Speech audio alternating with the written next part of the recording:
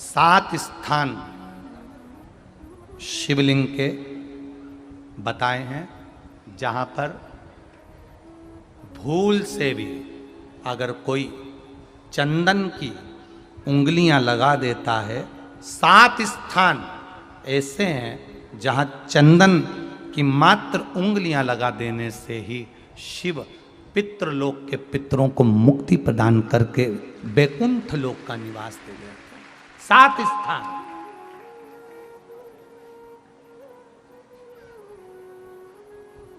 और वो 7 स्थान जो चंदन के बताए गए हैं, पहला भगवान देवाधिदेव महादेव के शिवलिंग पर चंदन का लेपन।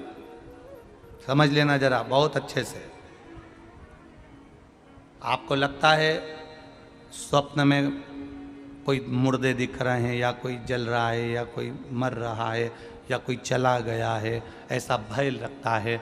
बच्चों को मानी भेजूंगी ऐसा हो जाएगा, पति को मानी भेजूंगी ऐसा हो जाएगा, कोई हमारे कोई गलत तो नहीं कर रहा है, आपको लगता है। 7 स्थान चंदन के बताएं महाराज। पहला शिवलिंग, दूसरा जहां गणेश जी का स्थान है, मालूम है ना सबको? जम के बोलो जरा, मालूम है ना सबको? जहां गणेश जी का स्थान है वहां अलग से गणेश जी बैठे, वहां नहीं। शिवलिंग में जलाधारी के ठीक सामने राइट में गणेश, लेफ्ट में कार्तिकेय, बीच में अशोक सुंदरी। तो पहला चंदन बाबा के शिवलिंग पर, दूसरा गणेश जी पर चंदन की उंगली, तीसरा षडानंद कार्तिकेय पर चंदन की उंगली, चौथा अशोक सुंदरी पर चंदन की उंगली, पांचवा जलाधारी पर चंदन की उंगली, छठा जो शिवलिंग का जल बह रहा है इसके ठीक विपरीत की ओर चंदन की उंगली, और सातवां चंदन नंदी के मस्तक के ऊपर जो 2 सींग लगे रहते हैं उस पर चंदन की उंगली। ये कब लगाई जाती है? या तो अमावस्या के दिन। आपको लगता है कि हमारे पूर्वजों का उद्धार नहीं हुआ, हमारे पूर्वजों का कल्याण नहीं हुआ, कहीं अधोगति में कोई चला गया है, उसका बस एक बार, रोज नहीं जरूरत है, प्रतिदिन जरूरत ही नहीं, महीने में एक बार अगर अमावस्या के दिन भी आपने चंदन के थोड़ा सा चंदन अगर मेरे देवाधिदेव महादेव को 7 स्थान पर समर्पित किया है। अशोक यहाँ पर वर्णन कर रही हैं, मैना, धन्या और कला की कथा कह रही है। तीनों ने सनकादि ऋषियों से मांगा। चंदन भगवान को अति प्रिय होता है और चंदन ही एक ऐसा होता है जो पितरों को भी प्रिय होता है, जिसका स्पर्श मात्र लगने से पूर्वजों का कल्याण हो जाता है। वो चंदन का 7 स्थान चंदन के कहे। 7 स्थान। एक चंदन तक भगवान के मंदिर में बैठो या भगवान की पूजन करो, घंटों तक बैठकर हम कभी नहीं कहेंगे। आप तो एक क्षण के लिए भी भगवान के सामने जाओ तो निर्मल मन से जाना, निर्मल मन से। एक पुल बनाने के लिए सरकार पूरा बजट देती है कि ये वाला पुल बना लेना, उसके लिए इतना बजट है। भगवान भी जब मनुष्य का जन्म देता है, मानव का शरीर देता है, तो पूरा बजट देता है।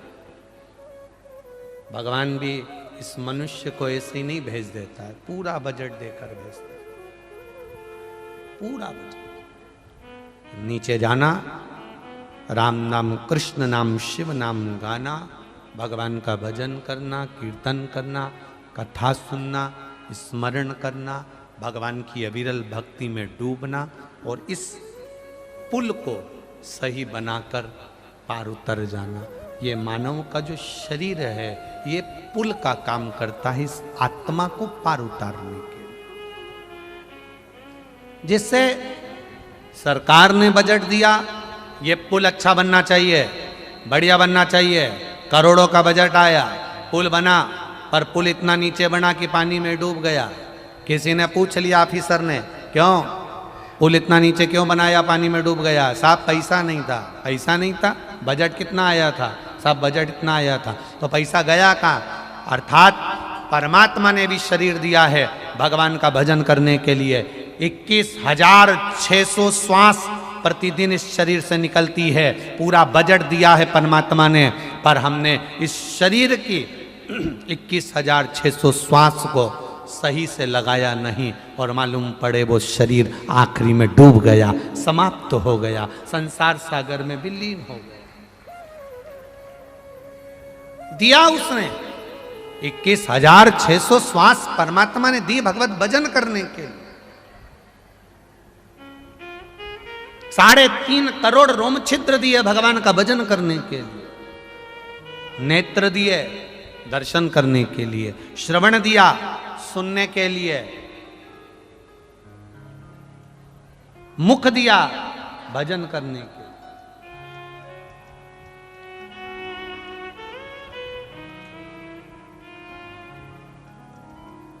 पर हम नहीं कर पाए। कहां कर सकते?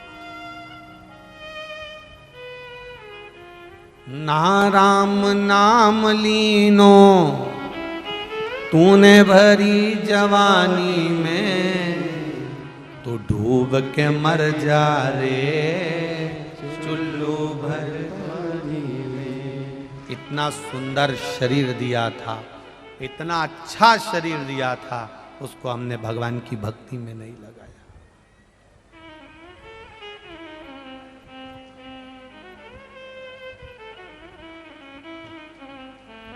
समझ नहीं पाए।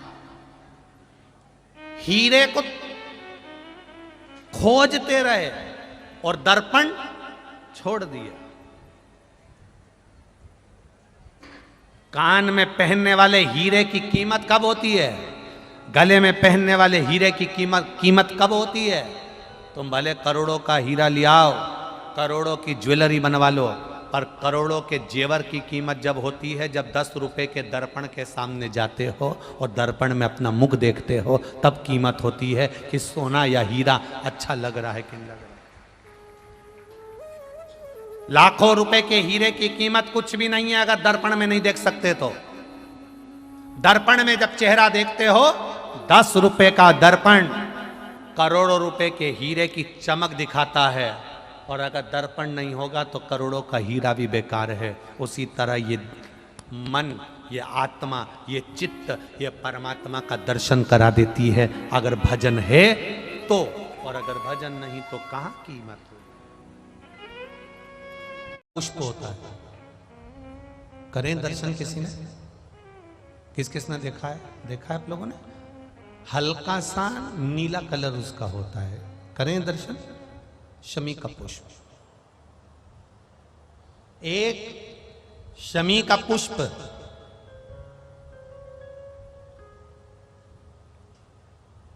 12 महीने की शिवरात्रि आती है।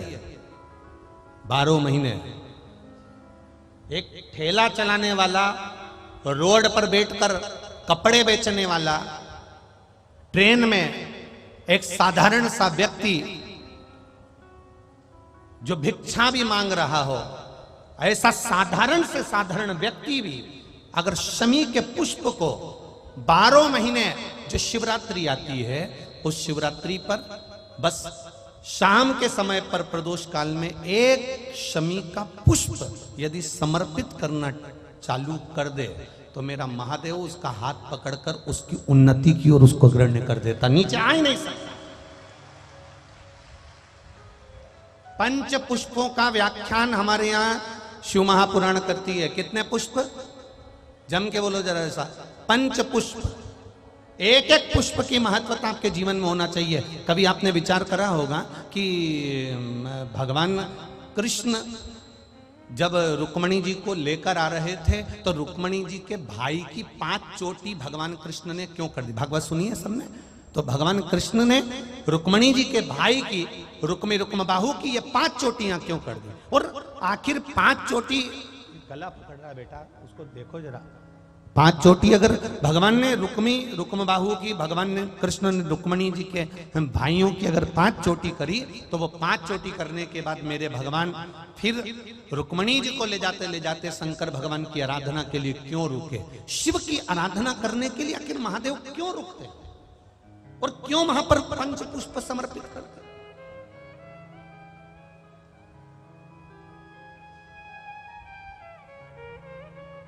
पांच पुष्प ऐसे हैं जो देवादिदेव महादेव को किस समय, किस घड़ी में और किस पल में समर्पित किए जाते हैं, जिससे मानव के जीवन में देवादिदेव महादेव का एक बार दर्शन हो जाए और उसकी करुणा प्राप्त हो जाए। पंच पुष्प। अब अभी तो जो कथा चल रही है वो नवनिधि चल रही है। नवनिधि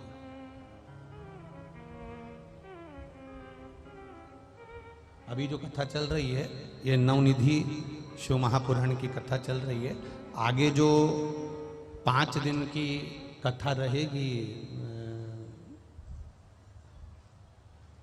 बदनावर मध्य प्रदेश में कोटेश्वर धाम में, 5 दिन की जो कथा रहेगी 24, 25, 26, 27 और 28 मार्च, ये 5 दिन की जो कथा रहेगी दोपहर में 2 बजे से 5 बजे तक आस्था चैनल पर भी आएगी, यूट्यूब फेसबुक पर भी आएगी। और बदनावर के कोटेश्वर धाम में जो कथा चलेगी 5 दिन 2 बजे से 5 बजे तक, उसमें उस कथा का नाम रहेगा पंच पुष्प। शिव महापुराण की कथा, एक एक फूल कौन सा महादेव को कब चढ़ाया जाए जिससे जिंदगी में कोई बड़ा रोग, कैंसर जैसा, लीवर जैसा, किडनी जैसा बड़ा रोग कभी जिंदगी में सम्मुख में ना आए, ऐसा कौन सा पुष्प शिव को चढ़ाया जाए कि जिंदगी में, हमारे जीवन में जो दुख आया है वो कैसे कट जाए। उस पंच पुष्प को हम समझेंगे, वो 5 फूल हम समझेंगे।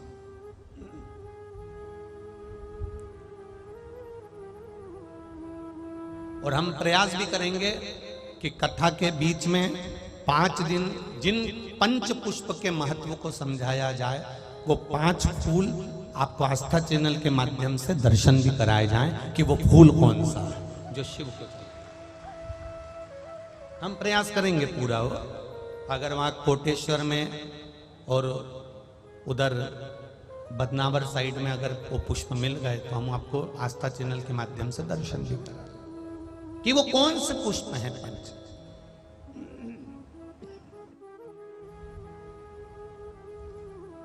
जिससे हमें महादेव की प्राप्ति हो सके। भोला